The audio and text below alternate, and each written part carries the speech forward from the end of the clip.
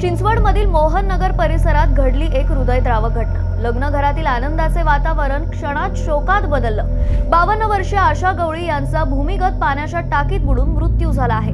विशेष म्हणजे काही दिवसांनी त्यांच्या मुलाचं लग्न ठरलेलं होतं। ही घटना चिंचवडच्या मोहन नगर भागातील आहे। आशा गवळींच्या मुलाचं लग्न येत्या 4 नोव्हेंबरला ठरलं होतं, तर 3 नोव्हेंबरला त्याचा साखरपुडा होणार होता।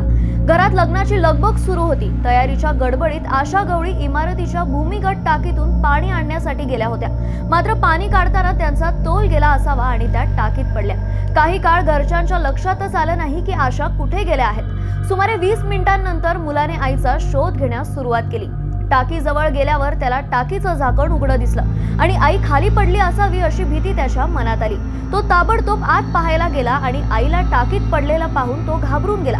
त्याने जोरात आरडाओरडा करत शेजारच्यांना मदतीसाठी बोलावलं। शेजारच्यांच्या मदतीने आशा गवळी यांना टाकीतून बाहेर काढण्यात आलं। त्यावेळी त्या बेशुद्ध अवस्थेत होत्या। त्यांना तत्काळ जवळच्या रुग्णालयात नेण्यात आलं। मात्र डॉक्टरांनी त्यांची प्रकृती गंभीर असल्याचं सांगून YCM हॉस्पिटलला घेऊन जाण्याचा सल्ला दिला। तिथे नेल्यानंतर डॉक्टरांनी तपासून त्यांना मृत घोषित केलं। या दुर्दैवी घटनेमुळे लग्न घरात शोककळा पसरली आहे। आनंदाचा माहोल क्षणात दुःखात बदलला। मोहन नगर परिसरात या घटनेनंतर नागरिकांनी पाण्याच्या टाक्यांभोवती सुरक्षा उपाय करण्याची मागणी केली आहे।